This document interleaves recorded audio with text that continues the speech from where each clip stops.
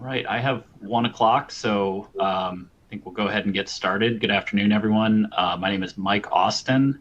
I am an assistant general counsel with American Electric Power, and I'm also the 2026 membership chair for the Central Ohio ACC.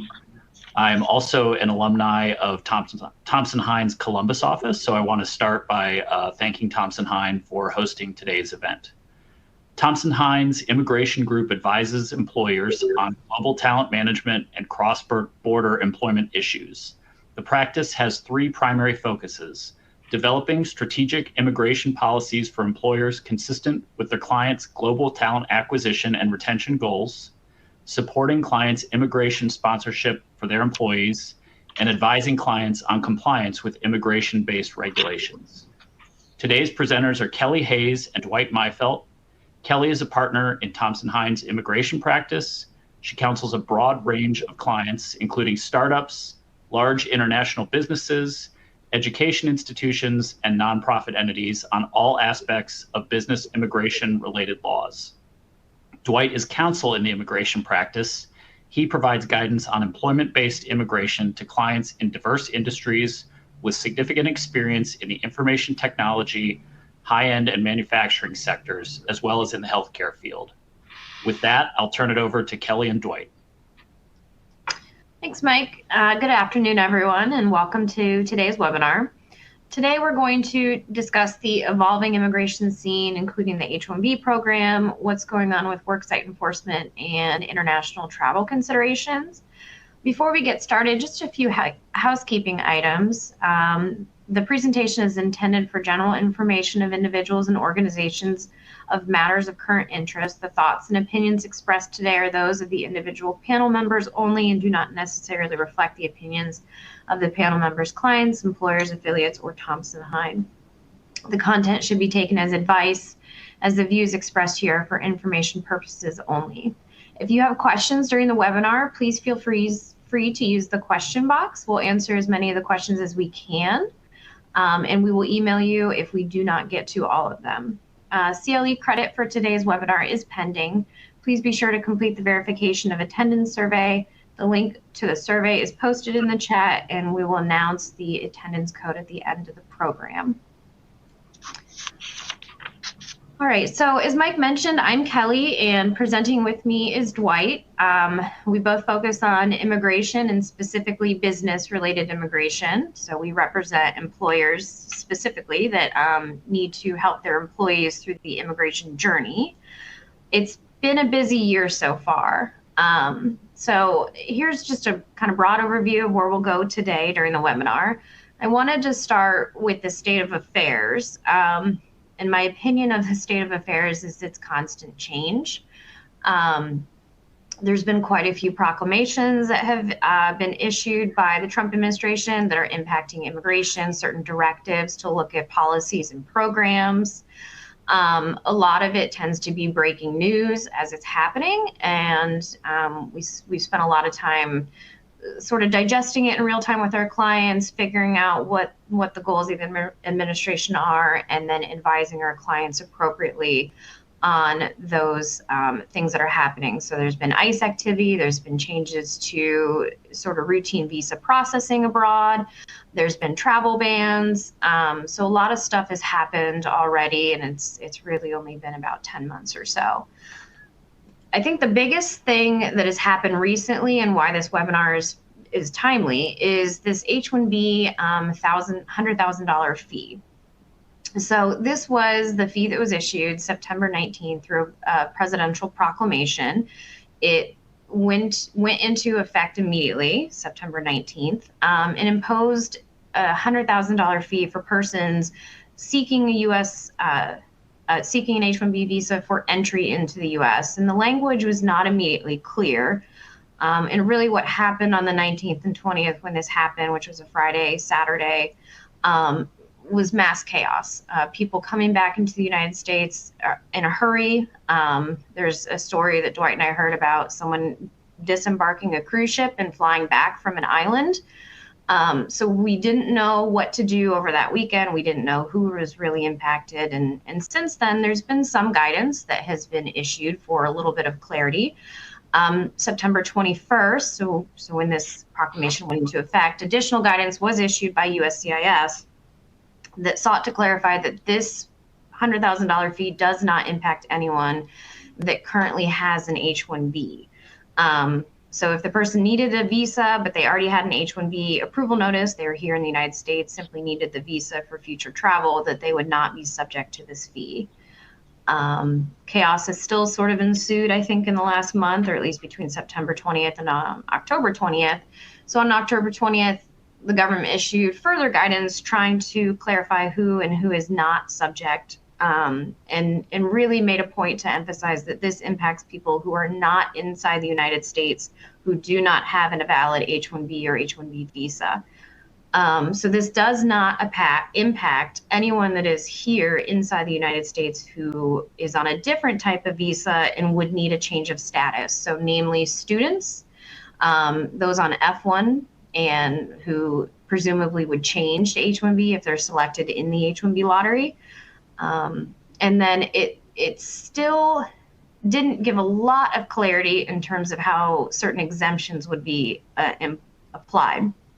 So, for example, there's been a lot of talk about healthcare, and because we have a shortage of doctors, nurses, OTs, PTs, would anyone seeking an H-1B who's in one of those fields be exempt? We don't have clarity on. I mean, there's been no mass sort of industry-wide exemption, and not a lot of information as to how to ask for an exemption either. And then in between all of this, litigation has occurred. So on October 3rd, the first complaint was filed, and this was a coalition of a nursing organization, nonprofits, religious groups, and they are seeking to put a halt to this particular fee. And then on October 16th, a second complaint was filed, and this one is led by the U.S. Chamber of Commerce. It's in the D.C. Circuit. Both lawsuits do not seek an emergency temporary restraining order, but they are seeking for the fee to be tossed out altogether once the final ruling comes out. Litigation is slow, so there's not been updates necessarily to these complaints, but two are pending. So what is the likelihood that the fee stays in place? There's our prediction that it stays in place. I wanted to put 0, so I would just make sure that everyone knows it's Dwight who maybe put the 0.01. The complaint, especially the U.S. Chamber of Commerce complaint, it's a really well drafted complaint and lays out, I think, with particular detail how the administration did not have the authority to impose this fee in the first place. So any agency is bound by the APA in terms of its rulemaking authority. The presidential proclamation bypassed any sort of rulemaking process. It just went into effect immediately, so violates the APA. It also violates the Immigration and Nationality Act on its face that says any type of fee is supposed to be reciprocal to the country that charges a fee for U.S. citizens to enter that country. And I haven't come across a single attorney yet that thinks the administration has the authority to impose this fee. And my general experience in immigration law is that if you have come up with an idea for the first time and nobody agrees with you, it's generally not an accepted practice within immigration law. So I think it's just simply a matter of time before this litigation cycles through and a final ruling comes out. And I think that it is going to go away. So how does that impact you as an organization or your organization?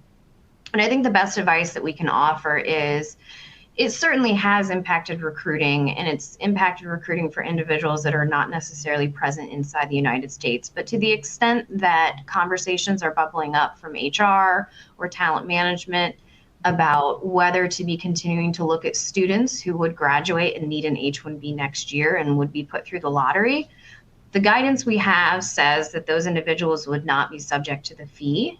And as well, it's probably just going to go away. It's only a matter of time.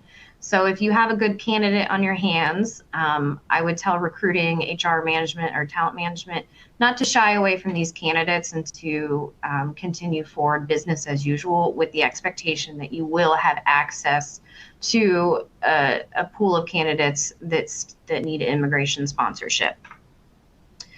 One thing is pending, likely to survive any sort of challenge. And so this is at the top here, the name of the rule. What this is seeking to do, so the H-1B, it's the most common work visa I think we have in the US. And there are less available per year than there are applicants who apply, and it has resulted in a lottery for the last decade. The lottery opens in the spring, everyone gets a registration in, the government makes its selections, and then those who are lucky enough to win a spot go on to file the H-1B for the work authorization to kick in the fall. In the past, it's been a completely randomized lottery. You simply get your name in or get the employee's name in, and then the government makes its selections. And so what this rule is proposing to do is change it to a weighted system that favors higher paying positions for the particular field. So if you're hiring an accountant, the government generally knows what an accountant should be paid based on their skill level. It's called a prevailing wage. The higher you are above what is considered prevailing, the more times your employee's name gets entered into the lottery. So therefore increasing the selection odds for individuals in positions that are paying higher. Comments are still open for this. They close in just a few weeks. It's a mixed bag in terms of favor and opposed. Some favor it because it will increase chances of being selected, and then others oppose it because it sometimes, for certain positions, it's a one chance of being selected, and then you're done. And if you're working for a smaller employer that can't necessarily afford to pay any more than maybe a higher or a larger employer could, and they can pay higher wages, then does that decrease your chances of your employee being selected because you don't have that kind of wiggle room that a larger organization may have? So if it goes into effect, it will impact the following lottery season. I don't expect that it won't be challenged. The Trump administration, right before the end of its first term, did try to do some interesting things with respect to wages, trying to increase the wages for H-1B petitions. It was challenged immediately. This rule, it's clear in its drafting that they learned from their mistakes. So while it's not out of the realm of possibilities that someone files a lawsuit, I think that they have more of an uphill battle as compared to we'll call Trump 1.0. So in addition to the changes that the administration's been proposing with regard to the program itself, we also are seeing some actions that they're taking in terms of enforcing existing H-1B and other visa regulations. One of those initiatives is called Project Firewall. It's something that's being done by the Department of Labor, and I think that it is something that's very important for you to go back to your teams and sit down with them and talk about what's going on with any H-1B employees that you have, to make sure that you are ready if someone comes knocking on your door. Some of the things that the Department of Labor is going to be looking at is whether or not this employee that is on an H-1B is being paid the correct wage.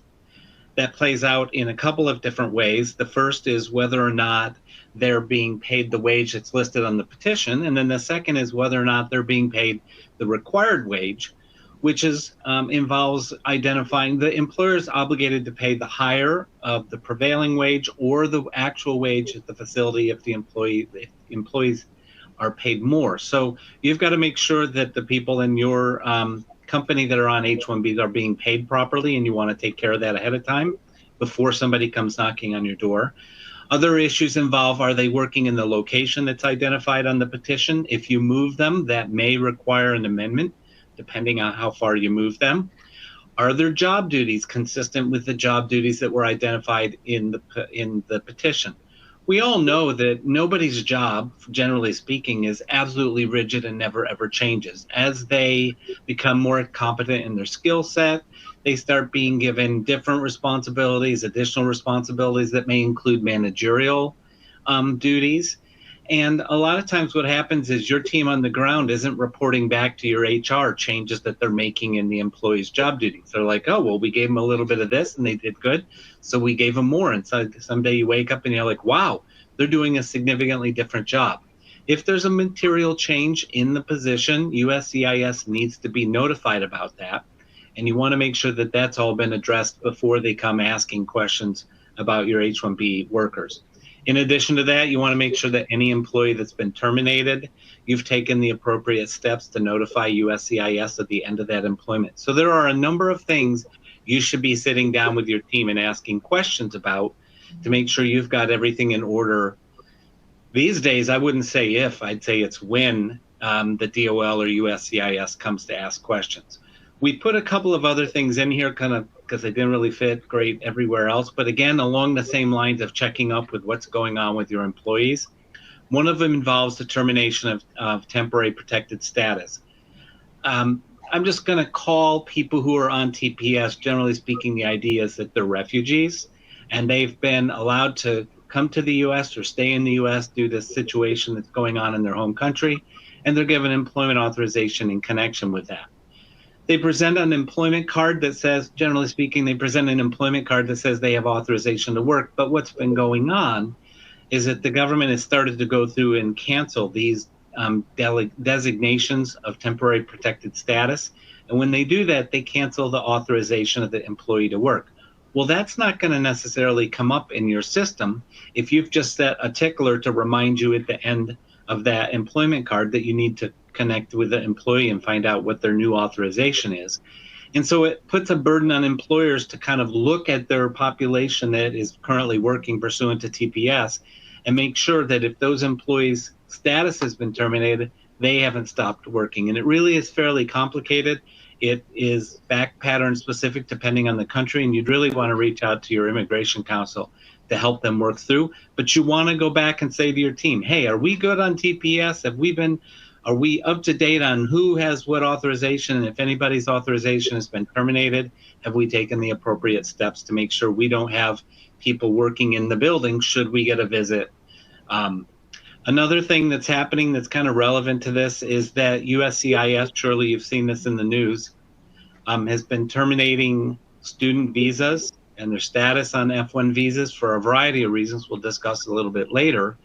But that should certainly factor into your planning with your team if you are an employer who routinely every year picks up a number of entry-level employees who are in the U.S. working on student visas. That population is going to shrink, and you need to make sure that you're doing some planning with regard to that. In addition to the issues that we outlined about H-1Bs, I just would generally say that overall, we are seeing a significant increase in worksite enforcement, and it takes place in a variety of different ways. We've identified 3 of them here.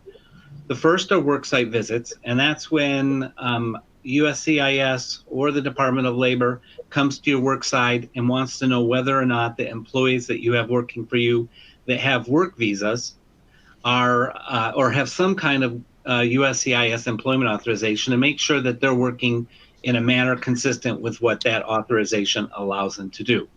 The second are I-9 audits, and these affect all your employees, U.S. citizens, foreign nationals who are green card holders, foreign nationals that have work permits. They're going to come in, they're going to take a look at your I-9 paperwork and make sure you have all of that in order. So you want to sit down with your team and make sure that you've reviewed it, you've done an internal audit, all that documentation's in order. Once you get a notice from the government asking that they want to see it, you can't make any changes. So if you're going to make changes and corrections, you want to do all that ahead of time. And then the third type of worksite enforcement we're seeing quite a bit of are ICE raids. I think probably it would be better to say ICE visits, but that's when ICE comes to your facility and starts interviewing your employees and is looking, obviously, as you've seen on the news, to arrest anybody that they can find and take them away and initiate deportation removal proceedings for them. So if you ask the question, who is ICE? It's a subgroup of the Department of Homeland Security. there are really three big groups that we talk about within the Department of Homeland Security. USCIS handles visa applications. CBP is Customs and Border Protection. They're basically handle everything that happens at the border. And then you have ICE. And I think the easiest way to think of them is they're the immigration police. If people are out of status, they come looking for people, arrest them, put them in detention, and then arrange for the removal from the U.S. When you talk about ICE raids, they're essentially looking for two things. First of all, they're looking for people who are in the U.S. without legal status, or they're looking for people who are in the U.S. and working without authorization. Some people working without authorization have a legal status that doesn't allow them to work, and they are. And then other people just are not lawfully in the U.S. and they're working without lawful authorization. When you talk about the power that ICE has, here are some of the things they can do. They can come to your business and enter any public area without a warrant. So if it's a parking lot, if it's a lobby, if it's some kind of facility that you haven't identified as being a private area that people aren't allowed to enter without permission, they're allowed to come and enter that area and talk to people, which can be incredibly intimidating and frustrating, but they're absolutely allowed to do that.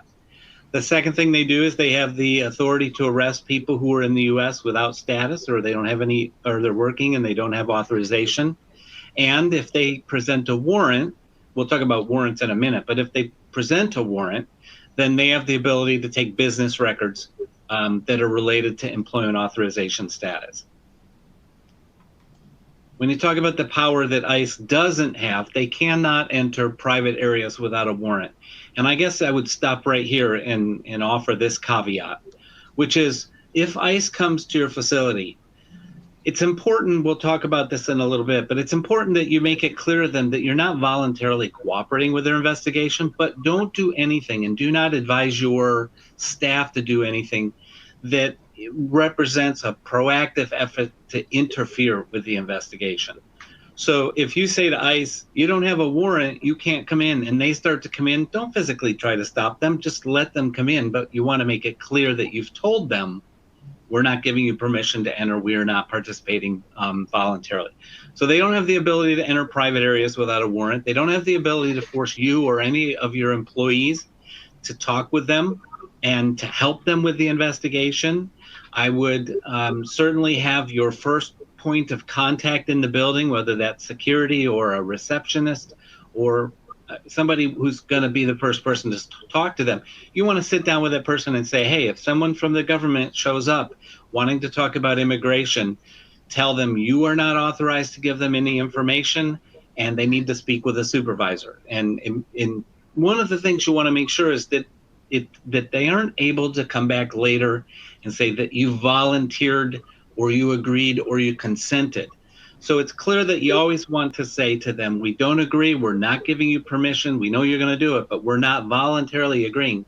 And the interesting thing is if you have somebody like security or receptionist, if an officer walks up, they got the black jacket, they got yellow ICE letters, and they go, we want to come into your building, and the person hasn't prepared, they're going to say, oh, okay.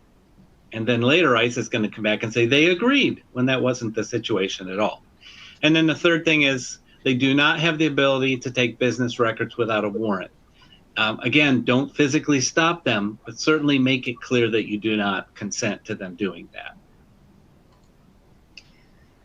Okay, so as Dwight mentioned, we're going to spend a little bit of time on warrants because I think it's really important to this issue and important to understand in order to protect the business. So this comes from your constitutional rights, the Fourth Amendment, and everyone that is subject to the jurisdiction of the United States has due process rights, which means that they have the Fourth Amendment right. This language here is actually language that I have seen and I have advised clients to post in their facilities in public areas. And it makes the distinction between two types of warrants. One is a judicial warrant and the other is an ICE administrative warrant. A judicial warrant is, and we'll go through this, but very quickly, a judicial warrant is what you think of when you hear the word warrant.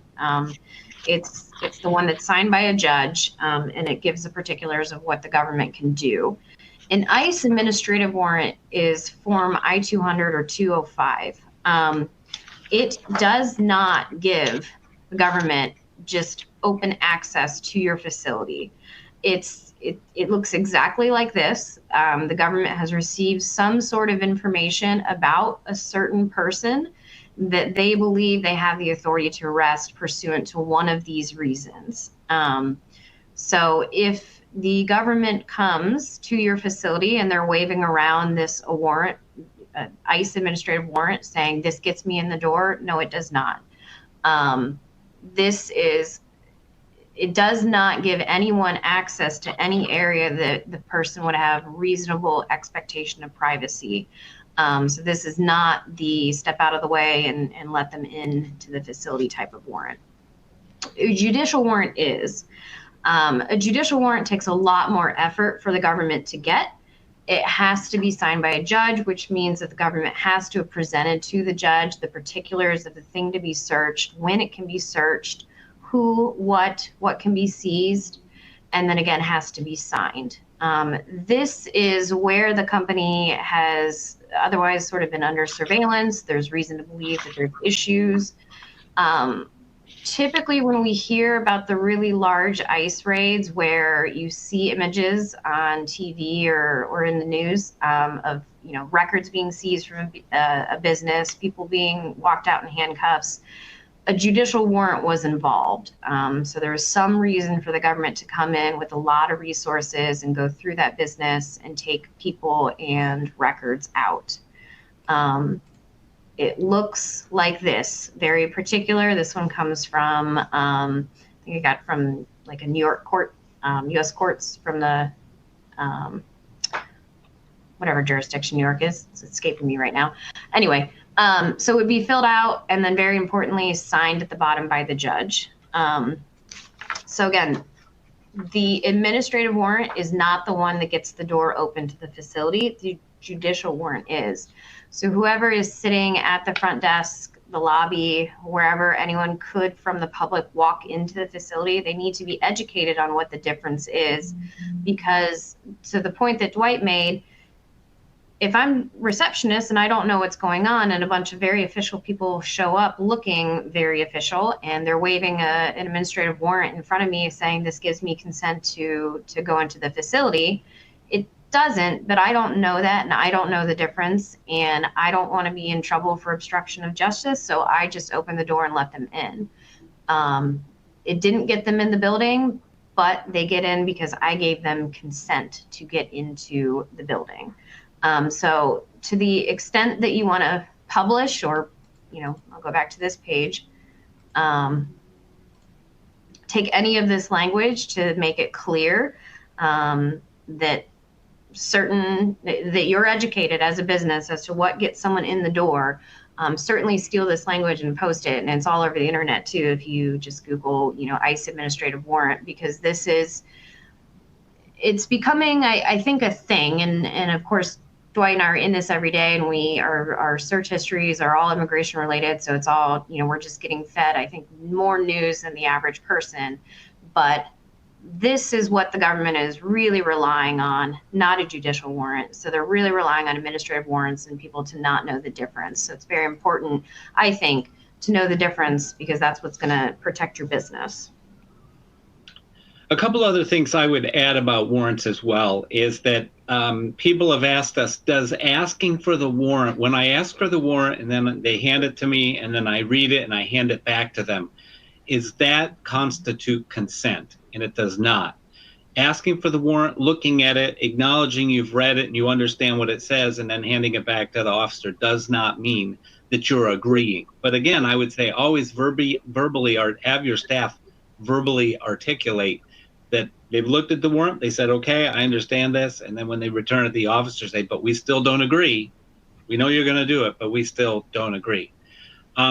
The other thing I would say about a warrant is, and I'm not saying the officers will always let you do this, but have your staff ask to make a copy of the warrant so that you have a record of it. Also have them at the same time ask for the name of the officer that gave it to them, whether you get that or not. One of the interesting things about ICE is that as part of the new enforcement, what the administration is doing is deputizing local law enforcement. And the reports we're seeing are saying many times those people don't have a thorough understanding of what the immigration enforcement landscape looks like. So they're just kind of rolling in and doing stuff and making it up as they go. And so to the degree your staff can get names, to the degree they can make copies of a warrant they've been given, to the degree they can take detailed notes about what's going on and asking to accompany the officer while they're going through the building, they should ask to do it. They may not be allowed to do it, but they should certainly absolutely ask. On this slide, this slide and the next slide, we've outlined some of the things that you should review with your staff. And I would say that we have a training program. I would also mention we have a training program. It lasts about an hour, where we can sit down with as many of your team members as you want. We can do it by a Teams call or a Zoom call, where we go through with them what they need to do. We can provide you with a script to provide your point of contact, the first person that's going to talk to ICE. If you just want to have something for them to look at and say that they just read to the officer when they're first encounter the officer. But with regard to what you want your supervisory staff to know, can you go back one slide, Kelly? Yes. So you want to make sure that all your private areas are locked and posted as private, so there's no confusion about where ICE can or cannot go without a warrant. It's incredibly important that you tell your staff that they need to stay calm, because the rest of the team is going to feed off them, and chaos in the middle of an immigration raid is something that can become very problematic. So they need to stay calm. They need to tell the rest of the team to stay calm. Nobody should be trying to interfere with a conversation between an ICE officer and one of the employees. You've made it clear you didn't agree. You've made it clear you didn't consent. You should not have someone that's over there trying to actively interfere. That's going to turn into a real problem. And don't forget, these officers always come in with guns, and I'm going to assume probably your staff does not have guns. And so in that situation, it's always just prudent to be calm and try to avoid any kind of unnecessary confrontation. You want to have a program in place where you've designated who's going to be the point of contact, and that person's kind of been trained on how to respond, where the documentation is, what to provide, what they shouldn't provide, what to ask for. So you definitely want to have somebody who's designated as that person. If you have a manufacturing facility that's open 24 hours a day, you want to make sure that one person on each of the shifts has been prepared in order to deal with this, because they're not going to let you say, oh, hey, that's Tommy and he works the day shifts. Can you come back tomorrow at 9? They're not coming back tomorrow at 9. They want to ask for identification. They want to ask for the warrant. They may make sure they're not clear, it's not agreeing. Okay, next slide. They should also ask if ICE will speak to counsel. Now, you do not have a right to keep the investigation from going forward until counsel arrives. They're not going to wait to do that. Sometimes, however, they will agree to speak to your attorney. And if they do, you absolutely want your attorney to get your attorney on the phone and talk to them. And the thing that the attorney is going to say is, I want to make it incredibly clear. We're not agreeing to you taking records. We're not agreeing to the investigation. We're not agreeing to you going into private areas. We understand you're going to take whatever action you want, but that's one more person who's made a record that you have not consented to this, which may become very important to you later on down the road, should the time come when the decision's made that you want to challenge some of the information that was taken. If you've got a very clear record of you refusing to consent, that's going to be very important. The staff should tell ICE they want to accompany the officers through the facility. One of the things people ask is, can you videotape? And the interesting thing is, your employees have a constitutional right to videotape an encounter. Many ICE officers do not appreciate that. Actually, generally, law enforcement doesn't appreciate that. And so if they start recording and they're told to stop, you don't want an encounter where they get into a struggling match over the person's phone. But if they're able to record it and ICE doesn't stop them, then, absolutely that would be a fantastic idea, because then you have a really clear record of what happened to show to a court later if it becomes necessary. It's interesting also down at the bottom, we've included a note that says, don't fall for the easy way, hard way. So, there's layers to what's going on here. And one of those is that you and your team have to be aware that they have certain liability, potential criminal liability that might attach if it becomes apparent that they have knowledge that you have employees that are working for you and they do not have employment authorization. And what will happen sometimes is ICE will say, look, we know you've got people here that aren't working with authorization. And we can do this the easy way, or we can do it the hard way. The easy way is you just point out the 4 people or 5 people and tell them, and we'll line them up over there on the against the wall, and then we'll take them away, and everybody else can just carry on their merry way. Or if you don't agree to do that, then what we're going to do is we're just going to shut your business down, and we're going to stay as long as it takes to go through everything. And the danger in that is that if you have an employee that says, well, it's these 4 people, him and her and her and him, well, you've now acknowledged that you have knowledge that you're employing people that don't have authorization to work in the U.S. There's potential criminal liability for that, and you absolutely do not want that. So as difficult as it is, you never should just say, sure, we'll tell you what you want to know. We'll tell you everything you want to know.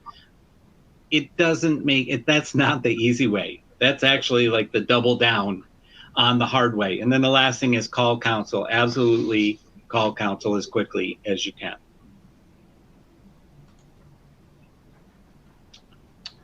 We already talked about that. We'll skip on. All right. So the 4th thing, main things to remember going through with your team, they need to remain calm. They shouldn't interfere. Don't volunteer anything, and make sure they get absolutely clear that you are not consenting to what they're doing. Okay, so now we will move on to international travel, and this does apply to everyone, U.S. citizens included. So going back to the idea of rights and where our rights are to be secure in our persons and things, you actually don't have any at the border. And the Supreme Court has reaffirmed this multiple times, that there is a border search exception. And the only thing that the Supreme Court has argued over with respect to this exception over the years is simply how far away from the border this applies, and mostly in waterways, international waterways. So it's pretty clear and established law that you do not have rights to keep your personal effects out of government prying eyes. If they are going to search your luggage or your electronic devices, they are going to hand you a piece of paper that has this quote on it. It's actually longer than this, but it basically says we have the right to determine who you are, what your associations are, and what you're bringing into the country. So everyone is subject to the same idea that everything on them or passing through customs in any way is subject to search. Sorry. Dwight will talk about social media, and then I'll come back to close it out with international travel. So next up is social media, and this is a real hot potato. And I guess the very first thing I would say is that states vary in terms of their laws with regard to social media. So we are just going to give you some very generic guidelines in terms of what you can or should do. And the first is, why in the world does the government care about social media? Well, here are the 4 areas where they are using social media with regard to processing immigrant visas or follow up on those. And the first is visa issuance at U.S. consulates. If you have employees who are going to U.S. consulates to apply for visas, you absolutely need to sit down and talk with them about their social media, because that is part of the application. And the government is proactively looking at social media. It's using AI to look at social media. And if there is something that it deems to be problematic, it is using that as a basis for refusing to issue visas. The second place that it's using social media to vet is when people are entering at the border, or when they're coming back to re-enter at the border. If they were already issued a visa and they're just traveling, I'm sure you saw earlier in the year about a professor at Brown who had attended a funeral for a high-level Hamas official and then posted that on social media, and she was intercepted at the border when she returned to the U.S., and her social media was essentially the basis for the interrogation of her that ultimately led to her detention. So they're absolutely looking at it at all times. It's not just before you get the visa. If you're in the U.S. and you're a foreign national and you're posting things that they deem as controversial, and don't think that that's a high bar, because apparently it's not that high at all. But they also are reviewing people's social media posts and revoking their status and placing them in removal proceedings while they're already in the U.S. And then finally, when it comes time to renew visas or to change your status, for example, from a student visa to a work visa, they're using social media. So it's something that you absolutely need to be talking to your current employees and about in terms of what they're doing. The activities they're looking at for political posts, they're looking for evidence of criminal behavior. Hopefully no one is foolish enough to be posting pictures of them at a party with a bong if they're in a state where marijuana use is illegal. Some people, though, do that. Indications of unauthorized employment. If they're a student and they're not supposed to be working, they shouldn't be posting on X that, man, three back-to-back shifts in a row is insane, because they don't even have authorization to work. If they're a student, they have certain requirements about attending class, and if they're putting on social media posts that show that they're not doing it, they're taking big, long trips, that are inconsistent with, or even they're supposed to be going to school in Connecticut, but they continually post pictures of them in Nevada, then that probably means they're not really attending school like they're supposed to. Financial disclosures inconsistent with their visa status. Again, that kind of goes to the issue of working, but it can be other things. Or support or association for groups that are of concern to U.S. authorities. So there's a whole variety of things they're looking at. And we're going to talk in a minute about whether or not you can forbid them to post on social media. But those are the kinds of things the government is looking for when they're screening it. So here's the million-dollar question. Can you prohibit social media usage? You can, generally speaking, prohibit your employees from engaging in social media activities while they're on the clock at work, unless it relates to kind of the specific carve-out exemption of the employees are always able to talk about the terms and conditions of their employment as authorized by the NLRA. But beyond that, you can keep them from making posts. But the bigger question is, what are they doing? Do you have the ability to stop them from posting social media outside the company? And if they're not making social media posts that directly hurt the company in some way, they're posting confidential information, they're saying bad things about you, they're saying bad things about competitors that's actually going to damage your business, you're kind of really limited in what you can do. But that doesn't mean you don't have some actions that you should be taking. So when you're reviewing social media, what you really want to be doing is educating your employees about the risks involved and encouraging them to be prudent in their use of social media to make sure that it doesn't affect their activity or their status. And then the second thing is that you want to make sure that if they're going to travel, you've properly prepared them to do that.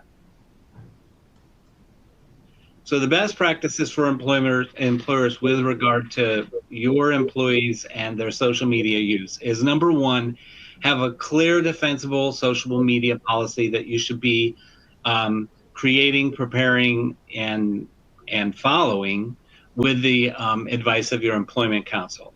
The second thing is that you want to make clear you're educating your employees on the risk. If you keep posting about this activity, or if you post about an activity, understand here are the following consequences to your status, to potential for travel, and ultimately your job. Because if you have an employee that goes outside the U.S. and they won't allow them to return to the U.S. and they can't do their job without physically being in the U.S., they have essentially cost themselves that employment opportunity. Not because you're going to fire them for what they did, but because they can't get back in the country to do their job.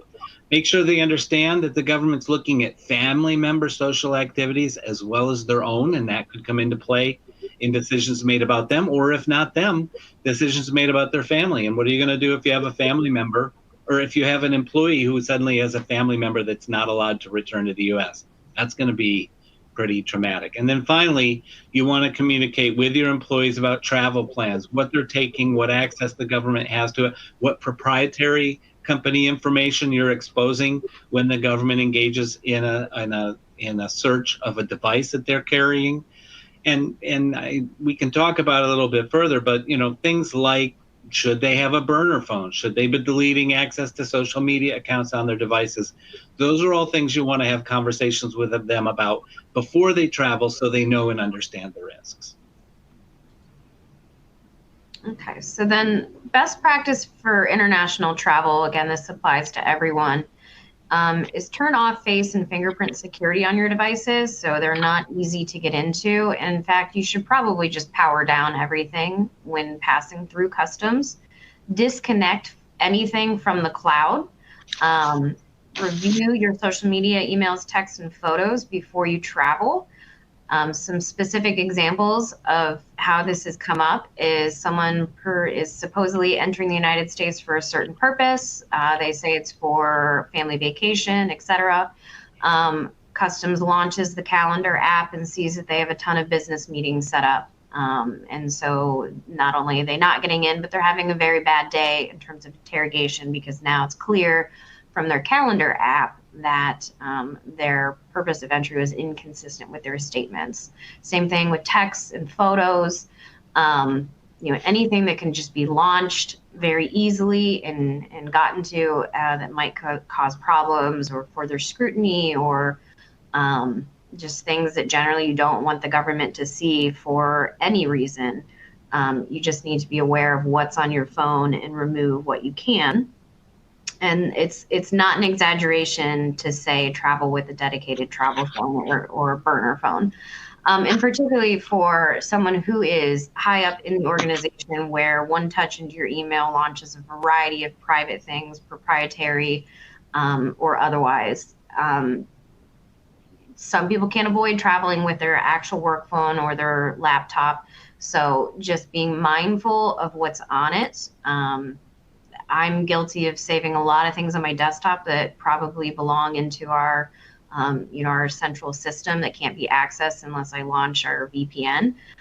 So just things like that, where you've stored something on the desktop because you think you're going to move it later, but it's just easy to look at and see, because you want to do your best to protect confidential and proprietary information and make sure your employees obviously are educated on the same. I know a lot of employees, especially a foreign national population, when they travel abroad for extended periods of time because of visa considerations or just spending extra time at home. So they do take their laptops with them with the expectation of working some from abroad.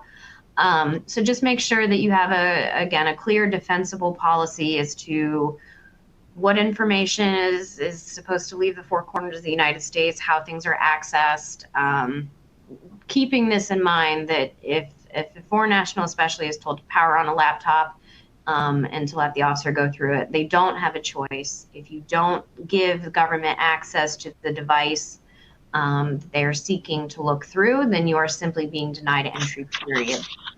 U.S. citizens will get in, but you're having a very bad day. It is not fun to be interrogated by customs, even if you know ultimately you're going to get through and let onto the other side. That doesn't mean they can't seize your device. Kelli, can I add a couple things before you go on? Mm-hmm. The first is, we have people ask us, but isn't carrying a burner phone kind of like basically an admission of guilt? And the answer is no. We're seeing many people are carrying a burner phone and they are not getting additional questioning just because they have that device. The second thing is that the government at the port of entry has the ability now to basically hook the device up to another piece of technology that takes a snapshot of everything that's on the device. So when you have people leaving, understand their entire hard drive on their laptop or their entire phone memory can be copied and kept. So you're losing stuff that you might not be able to access and control in the future. The other thing is that right now, They do not have the ability to access the cloud. So information that's stored in the cloud, they don't want to have that app connected to the cloud so that the officer then can go access everything that's on the cloud. At the most, you want them just to get what's on the device and not anything beyond that. And then the other thing I would say is, just as an example, we recently had some employees who were coming to the US and they were turned away, and they were saying that they were only coming to work for a very temporary period of time and not doing any hands-on work out on a factory floor. But they had a WhatsApp application on their phone that outlined a bunch of things that they were actually going out to do on the floor. And the officers were like, you just told us that you were never going to set foot on the floor. And then this WhatsApp has an agenda for all the stuff you're doing on the floor. So again, the information that's in applications needs to be consistent with what they're actually planning to come do, so that you don't have this. Those people were held in Dallas and then turned around and put on a plane and sent home, and they never entered the US. And you cannot imagine how traumatic it is to be stuck in a detention room with an officer interrogating you for 8 hours and then be put back on a plane for like a 16-hour flight home. So how to respond specifically to a request for something like that. So US citizens, you have the right to deny the request. For a border officer to be wanting to go through a US citizen's phone, they have to have some level of suspicion that touches this idea of warrants, even though they don't need one. I say that because it's extraordinary for a US citizen to have their phone gone through with that level of detail. There has to be, or generally there is a reason that they want to get access to your phone. There's something about you, something that was said that gives them suspicion that you're maybe connected with not so great people. You've got, an ulterior purpose for entry into the United States than just coming home, something like that for them to want to go through your phone. I think the most extraordinary story I heard about this involving a US citizen was very early in the Trump administration days. It was actually an immigration attorney that was detained in Detroit. And presumably they wanted access to his contacts because he did represent a lot of family-based immigration clients. So those that were filing for asylum, those that were in removal proceedings. And so he feared that if the government got access to the contacts in his phone that were his clients that had immigration issues, that they would have another piece of information as to how to find individuals and deport and detain them, or detain and deport them. So he was successful in blocking the government from getting into his phone by just being persistent in they didn't need into his phone, but he was detained for hours. And he described it in an interview with the news station. So US citizens, you can, to an extent, keep them out of your phone, but they could also just simply detain the phone, send you away, and then you'll get your phone back, days, months, weeks later. Foreign nationals coming into the US that are entering on any type of visa have absolutely no ability to say, no, you can't get into my phone. If you refuse to turn over your phone, you are refused entry to the United States, period. So to Dwight's point about our client that was interrogated, well, you have to put yourself in the client's shoes, how terrible of an experience this was for these particular employees. They were, just your everyday employee that is they're engineers. They were tasked with installing equipment that a U.S. customer had brought. They had to be on the plant floor to make sure the equipment was running properly. So they weren't doing anything wrong necessarily, but they were detained for hours and hours and hours, questioned. We saw the transcripts of the questioning, and the officers were being purposefully, I think, sort of confusing in their questioning, trying to get these individuals to admit that they were working. What does the word work even mean? Like, to them, they were doing their job because they were responsible for making sure the installation had gone correctly. But saying that you are working in the United States raises a whole different set of issues. So it was a very uncomfortable experience for these individuals. And then, as Dwight mentioned, there were WhatsApp messages going back and forth between company officials about the purpose of entry. And it was a really unfortunate and unpleasant experience for an otherwise fairly large corporation that had other employees that needed to come into the U.S. in the future. So, what are the ripple effects of this particular incident? So that kind of wraps up the travel piece. And then the last thing we wanted to touch on before we're out of time today is the potential immigration changes in 2026 and beyond. Some of these we're starting to see a little bit, namely changes to citizenship applications and tests, making them more robust, higher scrutiny to become a U.S. citizen. DACA was the first one we put up there. Nothing's happened in this space yet necessarily, but if you recall, so DACA is Deferred Action for Childhood. I'm forgetting the names of DACA right now. Anyway, so it's individuals that were brought to the United States as children and either didn't have status when they entered or ran out of status and are still here. This was an Obama-era program that basically gave them deferred deportation, meaning you can stay here, continue to go to school, get jobs, and you will not be deported. The Trump administration tried, I think, 3 or 4 different times to basically undo DACA. Each time they lost on a technicality. So it's very plausible that that they renew these efforts to undo this program that would leave quite a few people without work authorization privileges in the United States. There's probably going to be changes to the green card process to an extent. We saw a significant increase in the number of people that needed interviews for their green cards.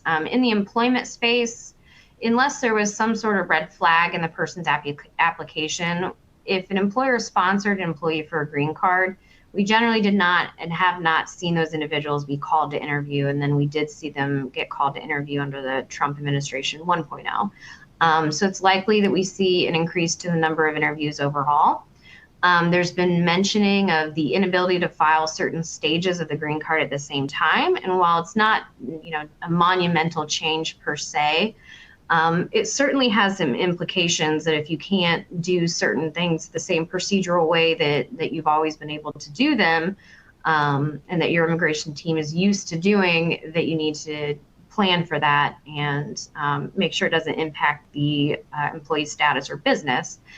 And again, changes to green cards are a little bit harder because it's all codified, meaning Congress needs to approve changes to the laws to really change the mechanics of the overall green card program. But one example of something that Trump has signaled he wants to do is the gold card. So that's, pay a $5 million fee and get an automatic green card permanent residency in the U.S.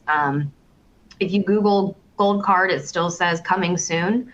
And that's because it would require Congress to actually authorize that program to come into existence. We certainly saw changes under the work visa program, particularly H-1Bs under the first Trump administration. We expect to see the same changes again. So I mentioned earlier that they're changing the H-1B lottery program and the system of how people get selected in the first place. We saw them try to make changes with how employers come up with or determine the prevailing wage for how much employees are being paid. We saw them eliminate deference to a prior adjudication, meaning just because you're on an H-1B doesn't mean that you're automatically going to get your H-1B extended. They signaled the end, so students in particular, so Dwight had mentioned earlier the revocation of visas. The other thing that students generally have not been able to do is accrue unlawful presence in the United States because when they enter, they get what's called duration of status, meaning if you're doing what you're supposed to be doing, whether that's going to classes or working, you can't be unlawfully present in the U.S. even if you fail to go to classes for a semester. So they could change that where students could find themselves in more hot water because they, for whatever reason, take a semester off when they shouldn't have. And then the last thing, potential changes that we saw under the first Trump administration was they were coming after what's called H-4 EAD. That is work authorization for spouses of H-1B visa holders.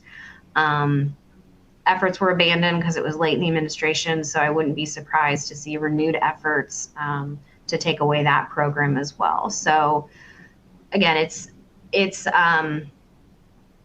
I guess, stay tuned, because there's going to be a lot of changes, I think, just because it seems like almost every day. Okay, and with that, we are pretty much at time. Well, we have a question, Kelly, which I can answer, which is, Yes.